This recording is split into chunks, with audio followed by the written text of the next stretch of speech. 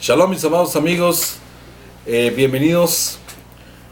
Bueno, hoy quiero ocupar este espacio para comentarles acerca de algunas preguntas que me han hecho nuestros amados hermanos y amigos de forma privada, ya sea por medio del chat o por medio del WhatsApp, y también se nos han hecho las preguntas a nuestros amados ajín de que forman parte de la Congregación Internacional Emanuel. Así que vamos a comenzar con este video. Incluso, vamos a contestar de una manera sencilla a las preguntas, y también voy a aprovechar para hacer una aclaración. Bueno, primeramente vamos a ver la primera pregunta que me hacen es: ¿qué es la Torá? La Torá es la instrucción de Hashem para su pueblo, el pueblo de Israel. Eso incluye a los que ahora creen y confían en él y lo han recibido como su único Elohim.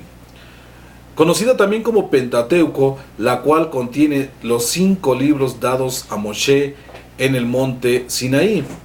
No aceptamos el término ley como se le conoce en el cristianismo, porque ese suele ser el mejor pretexto para decir que ésta fue abolida. La palabra ley proviene del griego nomos, caso contrario a lo que se define en el hebreo como instrucción o enseñanza, pero jamás una ley para esclavizar a nadie. La segunda pregunta es: ¿qué es el Shabbat? El Shabbat es el día de reposo para nuestro Elohim. Encontramos este anuncio para su obediencia en el libro del Bereshit, en el libro del Génesis, en su capítulo 2, versos del 2 al 3. En el libro de Shemot, Éxodo 31, del 16 al 17, y también el libro del Éxodo 28. Si vemos aquí, vamos a dar una pequeña explicación rápida y sencilla. Vamos a lo que dice el libro del Génesis, en su Perek 2, del 2 al 3, en el libro de Bereshit. Dice de la siguiente manera: para el séptimo día había concluido Elohim la obra que estaba haciendo, y cesó en el séptimo día de toda la obra que había hecho. Entonces Elohim bendijo al séptimo día y lo declaró sagrado, porque en él cesó Elohim de toda la obra de creación que había hecho. Como decíamos entonces, también el libro del Éxodo 31, del 16 al 17 nos dice: el pueblo israelita guardará el Shabbat, observando el Shabbat a través de los siglos, como una alianza perpetua. Será una señal perpetua entre el pueblo de Israel y yo, así dice Yahweh de los ejércitos. Porque en 6 días hizo Yahweh el cielo y la tierra, y en el séptimo día cesó de trabajar y reposó. Tal y como lo estipula en el libro del Bereshit, en el Génesis, el viernes, a la caída del sol, comienza el Shabbat. ¿Sí? Y eso lo vemos en Génesis 1:31, que dice: y Elohim vio todo lo que había hecho y lo encontró muy bueno. Y esa tarde y esa mañana formaron el 6º día. Y bueno, vamos a verlo entonces ahora como una misbah dada por parte de nuestro Abacadosh.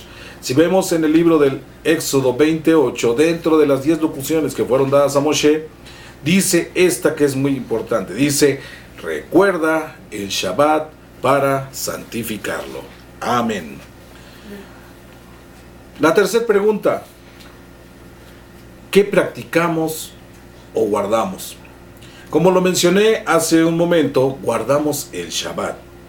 También guardamos las santas convocaciones, o también conocidas como las fiestas de Adonai, Moad o Moed en hebreo, las cuales vienen en Levítico 23. Voy a mencionar las siguientes: Pesat, conocida como la Pascua; Yom Teruah, conocida como la fiesta de los shofares, o también conocida como la fiesta de las trompetas; Yom Kippur, el día de la expiación. También encontramos Sukkot, la fiesta de las cabañas. Practicamos la inmersión en agua en el nombre de Yeshua como nuestro Mashiach, y declarando que Yahweh es nuestro único Elohim. Sí creemos en entrar en los pactos, eso también quisiera aclararlo. Sí creemos en entrar en los pactos. ¿Qué queremos decir ahí? Por ejemplo, el pacto de la Brit Milá, la circuncisión. Pero podemos sugerir que para poder este gran paso de fe hay que enseñar, hay que discipular a aquella persona que va a hacer ese paso de fe.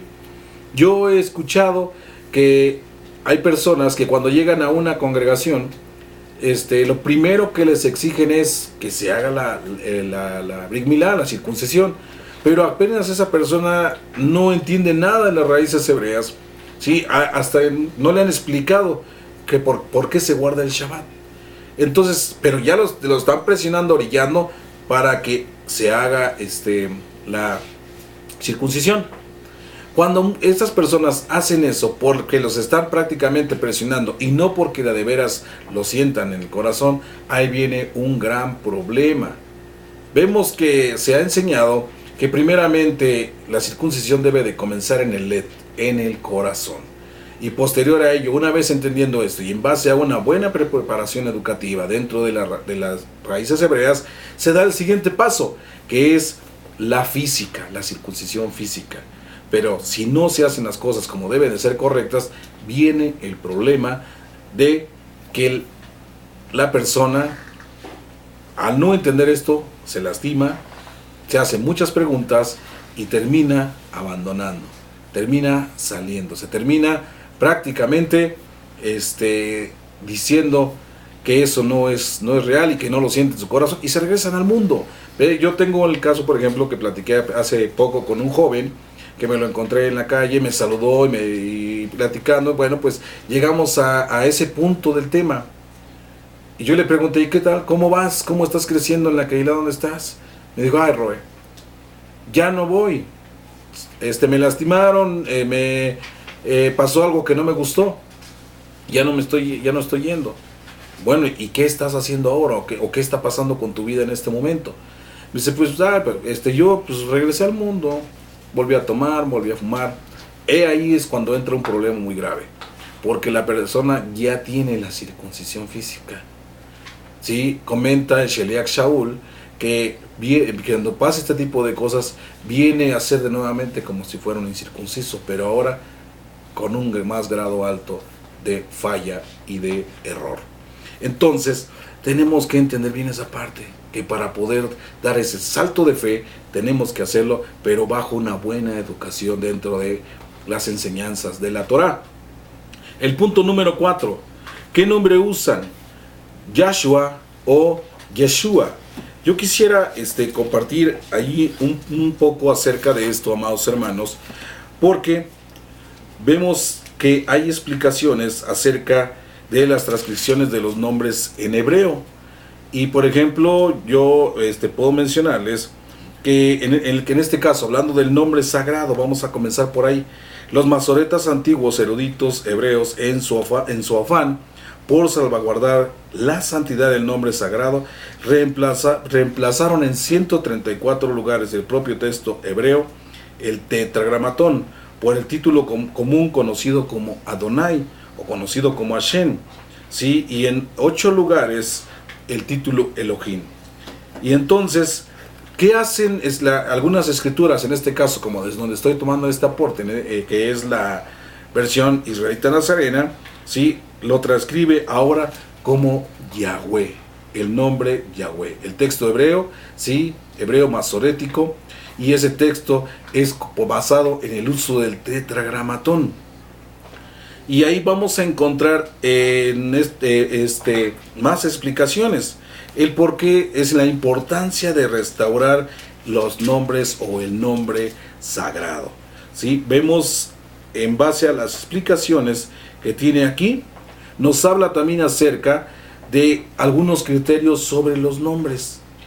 Vamos a ver aquí, por ejemplo, que dice que en cuanto a los nombres, ¿sí? Vamos a hablar primeramente de los que se escriben también de esta forma, Yahoshua y Yahoshua, ¿sí?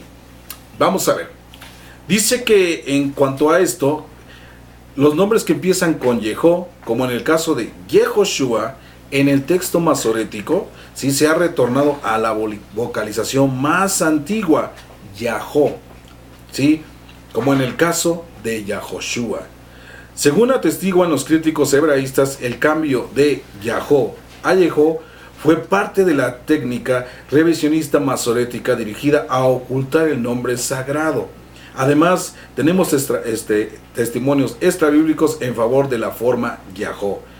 Nombres teofóricos y especialmente la peshita aramea testifica de esto, también vocalizando estos nombres como Yahó y no Yehó. Esta es la explicación que, bueno, pues podemos encontrar aquí dentro de la escritura Bin. Y vemos pues que ahí da una explicación también basada en cuanto al lenguaje moderno y su utilización. Vemos entonces aquí que el uso, en este caso, de los términos en cuanto a los nombres Yahshua y Yeshua, yo puedo decir en mi punto muy particular que ambos son correctos. Comprendemos que el término Shua, ¿sí?, proviene de la raíz hebrea de la letra Shin, es una letra sagrada dentro del alefato hebreo. Y este término de la raíz de la letra Shin es el término Shua, que significa salvación. Yahshua, como explicábamos también hace unos momentos, podemos ver diferentes estudios, ¿sí? Pero vamos a ver, por ejemplo, qué piensan algunas comunidades, en este caso como la comunidad hebrea en Argentina, donde se deduce que el término es la salvación de Yahweh o Yahweh salva. Y Yeshua es salvación. Valga la redundancia, el objetivo es el mismo, ¿sí? Por eso yo no puedo descalificar uno y descalificar otros. Yo incluso mismo en mis estudios, en los audios que ustedes han llegado a escuchar, ocupo ambos términos. ¿Por qué? Porque a veces debemos de ocupar bien el término. Cuando se trata de decir Yahweh es mi salvación, obviamente pues, estoy ocupando el término Yahshua, ¿sí?, que es un término correcto. Pero también ocupo, cuando estoy hablando de que Él es mi salvación, ocupo el término Yeshua. Así que yo no puedo descalificar ni uno ni el otro. Si vemos entonces, se nos dice que el término Yahshua prácticamente es del antiguo arameo y que el Yeshua es prácticamente dentro del hebreo moderno. Algunos lo dicen de otra forma y viceversa, ¿sí? Prácticamente todo es cuestión de enfoque. Bueno, vamos a continuar.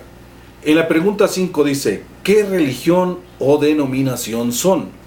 Bueno, yo creo que encasillarnos en alguno de estos términos es caer en el juego religioso o legalista.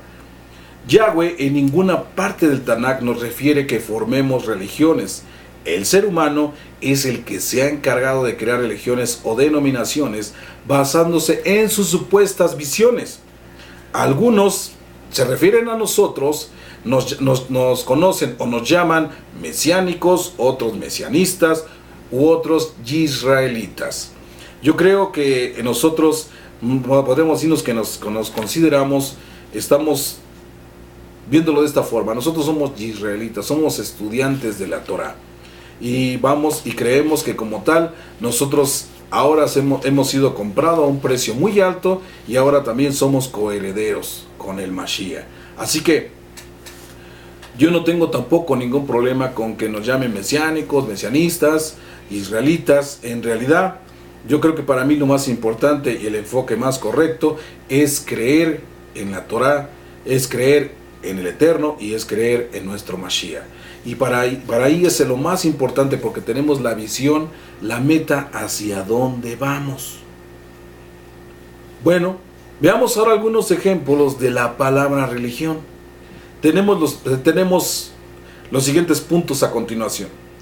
En el caso de la religión católica, que ocupa muy poco la Biblia, pero ocupa más sus concilios, sus encíclicas papales, por ejemplo el Concilio de Trento, por decirlo así, etcétera. Sí, ellos pues se declaran como la religión única. Sí, ocupan a Pedro en este caso como la piedra donde se edificó la iglesia. Pero vamos, no podemos aceptar nosotros, al menos en esa parte, bueno, decimos, ellos se consideran así, se consideran una religión, nosotros no. Sí, nosotros no tenemos ese concepto. Pero hablemos un poquito de ello. Si de veras fuesen ellos la única religión verdadera, yo creo que las cosas se reflejan. la bendición de nuestro Padre Eterno estaría siempre puesta en ellos. Pero en ninguna parte de la Escritura nos dice que tenemos que adorar estatuas, ¿sí?, hechas de madera o de yeso. Porque tal y como dice el Salmo, que tienen ojos pero no ven, tienen oídos pero no escuchan, tienen nariz pero no huelen, tienen manos pero no palpan, tienen pies pero no caminan, ¿sí?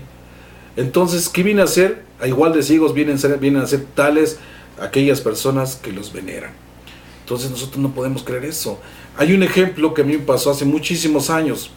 Yo me acuerdo que andaba en cierto lugar y vi que fabricaban lo que en México se llama el niño Dios, ¿sí?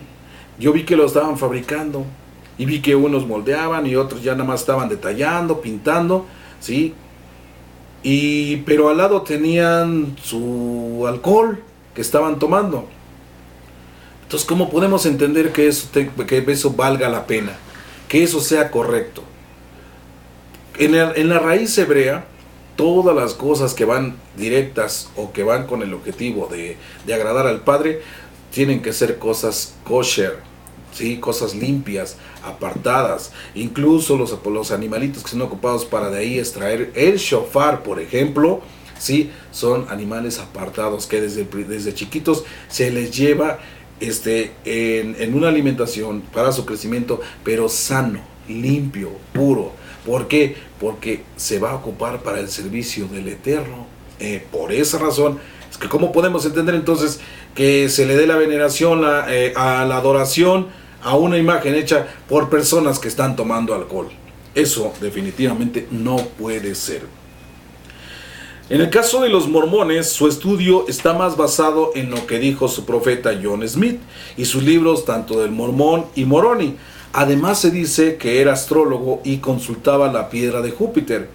Si observamos en sus templos tienen el obelisco. Muchas personas que están dentro de la religión, en este caso los mormones, lo observan, pero ni se han hecho a veces la pregunta por qué está ese obelisco ahí. Yo quiero comentarles que el obelisco, en realidad su significado es prácticamente un órgano viril masculino. Sé que se escucha fuerte y pido una disculpa, pero las cosas se dicen de la forma correcta. ¿Y qué quiere ver esto? ¿Qué tiene que ver esto en un lugar donde supuestamente se alaba al Eterno? ¿Sí? Completamente eso de usar un obelisco dentro de sus templos es una blasfemia.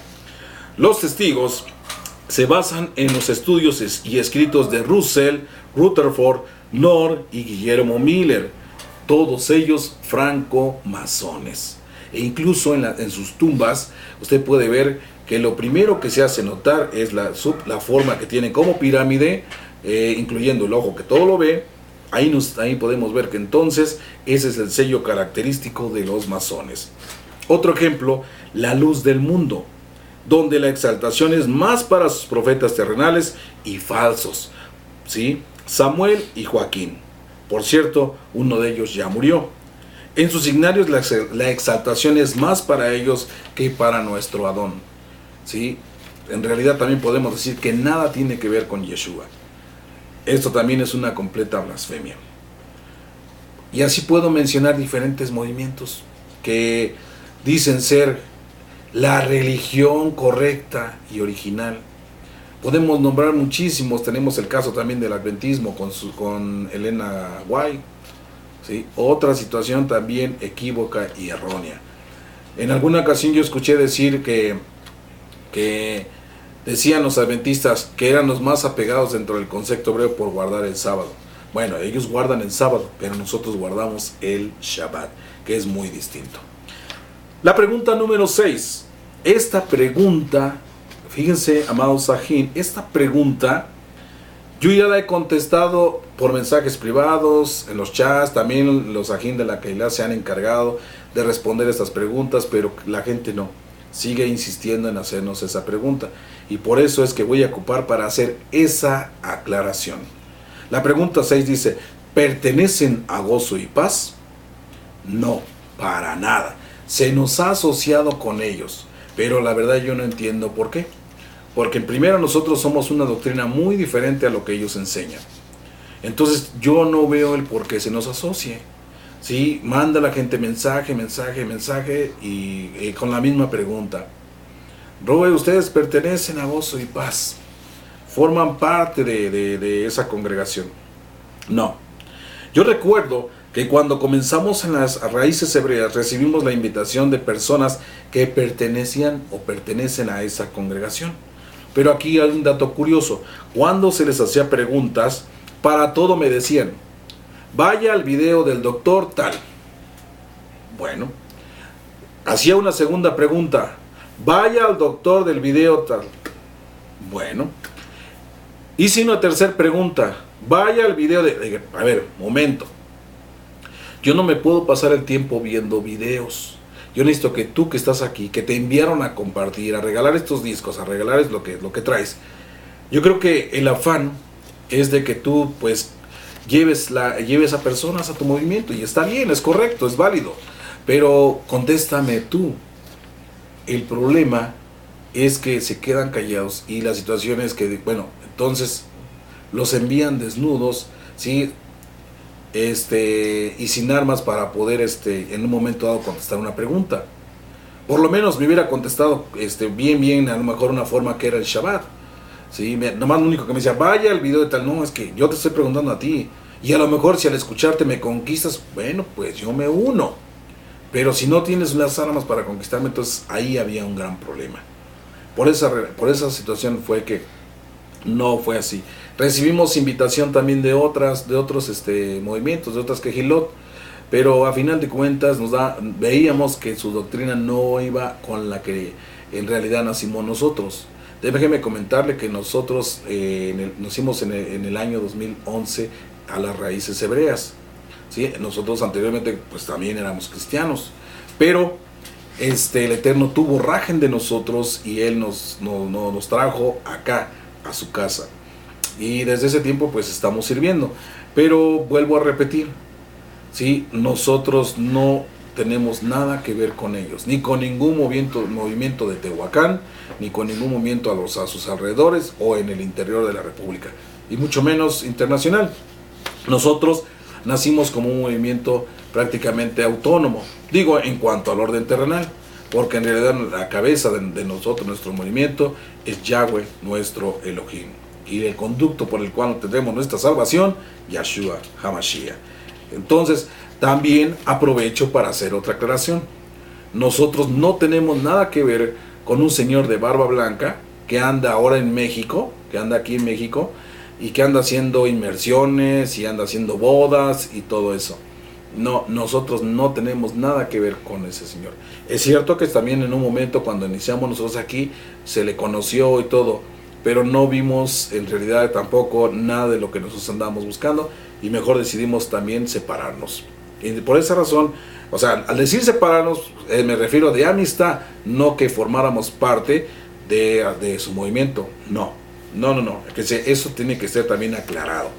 Entonces, por esa razón es que, vuelvo a repetir, nosotros como congregación, como Keilah, ¿sí? Ahora sí que no tenemos ningún vínculo con nadie, y no nos hacemos responsables en algún momento de lo que enseñen o cuando hacen algún daño a alguna persona, porque por eso luego en algún momento con eso también nos vinculan, y no tenemos nada que ver para eso. Yo quiero que con esto pues aclaramos ese punto también, ¿sí? La pregunta número 7 dice así: ¿son unicistas? La verdad, en realidad eso también ya es prácticamente crear un movimiento o una religión. El decir, es que dualista, eres trinitario o eres unicista, esos ya fueron movimientos creados por el hombre, porque en ninguna parte del Tanakh vienen. Bueno, contesto la pregunta: no, para nada. Para nada nosotros no podemos considerarnos unicistas. Desde el momento que salimos de la tradición, entendimos que había que limpiar toda la mentalidad occidental. ¿Por qué digo esto? Muchos de los líderes que salieron de las congregaciones, ya sea cristianas, católicas, adventistas, etcétera, en la mayoría de ellos muchos se trajeron su ideología, se trajeron su teología y su forma de pensar y de cómo conciben las cosas. Dicen estar ahora en la emuná hebrea o en la fe hebrea, y siguen ocupando la escritura. Un ejemplo, la RB 1960, la Reina Valera, ¿sí? Si observamos en la Reina Valera, se hace la versión que sea, en todas se usan o se manejan estas diferentes doctrinas. Ejemplo, ahí encontramos el unicismo, el trinitarismo y alguno que otro audaz que ha llegado a hablar del dualismo. Sí, vemos por ejemplo, aquí por ejemplo tengo una traducción, 1960, y vamos a ver en el caso del libro de Juan, que es un libro que se ocupa mucho en estos movimientos para decir que existe el unicismo, ¿sí? Dice por ejemplo que en Juan 1.1, vamos a ver Juan, vamos al libro de Juan, vamos a ver por acá, hacia atrás, estaba yo muy adelante, aquí está. Dice, por ejemplo, aquí que en el principio era el verbo y el verbo era con Dios y el verbo era Dios.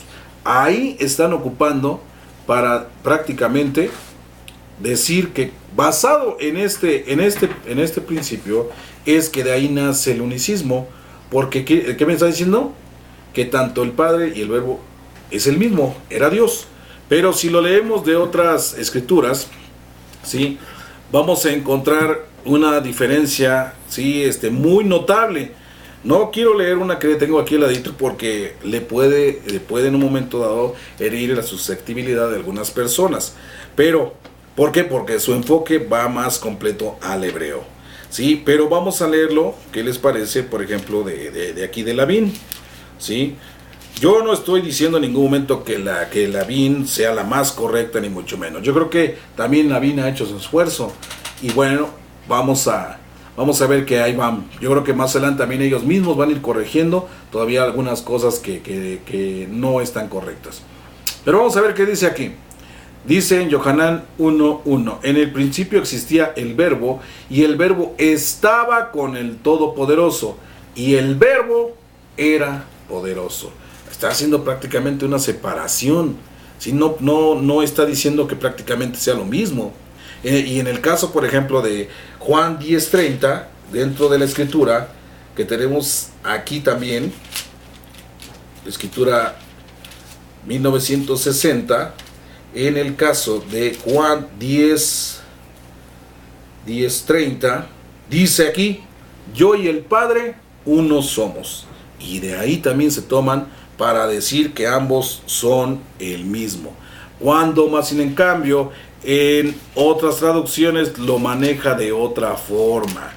Veamos, por ejemplo, aquí, ¿sí? Vamos como dice aquí en Yohanan 10.30. Vamos a ver. Yohanan 10.30. Dice, yo y el Padre una cosa somos. ¿Qué quiere decir eso? De un ejad, de una misma forma de pensar. Somos una misma unidad. Ahí es donde cambian mucho las cosas, amados ajín. Entonces, no podemos entender el por qué se maneja las situaciones de este punto. Ahí, en realidad, no es el enfoque que nosotros tenemos, ¿sí? Y por eso no podemos unirnos a otros movimientos. Si vemos, es muy cierto que hay una gran encomienda para todo aquel que decide seguir a nuestro Abacadosh. Si una de las grandes encomiendas es, por ejemplo, la que dice en Mateo 28:19. También de ahí es donde han surgido también el movimiento trinitario. ¿Sí? ¿Por qué decimos esto? Por ejemplo, dice Mateo 28:19. Por tanto, id y haced discípulos a todas las naciones, bautizándolos en el nombre del Padre, y del Hijo, y del Espíritu Santo. En 3. Vemos que eso es una forma incorrecta. Esto no puede ser, no puede haber una relación ahí. Bueno, más sin en cambio, de otras escrituras, dice, id y hacer discípulos, o tal medir a todas las naciones, sumergiéndolos en mi nombre, que es algo muy, pero muy distinto. ¿Sí? Hay más estudios que algunos dicen que también ahí esto fue agregado en algunos textos más antiguos, pero vamos, ese ya será otro punto, ¿sí? Entonces, viendo este concepto, pues digo, por ahí, de esa manera no podemos decir que estamos o creemos o aceptamos, ¿sí?, estos términos. No puede ser, y mucho menos aquellos que ahora también están diciendo que están dándole la promoción a un Dios o un Elohim dual. Eso en definitiva no puede ser, ¿sí? Si usted quiere, pues busque una escritura más limpia, ¿sí? Nosotros, por ejemplo, siempre tenemos como autoridad, pues tenemos la Torah, ¿sí? Y siempre que usted agarre y estudie la Torah como debe de ser, usted mismo va a darse cuenta que aquí existe mucho, pero mucho de verdad. Yo les agradezco, amados hermanos, por este tiempo, y quiero agradecerlo en el Shem Gadol de nuestro Adón y Melech Yeshua HaMashiach. Y quiero decirle que cualquier pregunta, cualquier duda, estamos a sus órdenes, ¿sí? Le agradezco mucho por este tiempo y le pido a nuestro Abacados que sea bendiciéndole, guardándole en todo momento. ¿Y sabe qué? Como siempre lo hemos dicho, ¿sí? Está la Torah, ¿sí? Y recuerde, la Torah es vida y el saber fortalece. Aleluya. Shalom Ubrahot.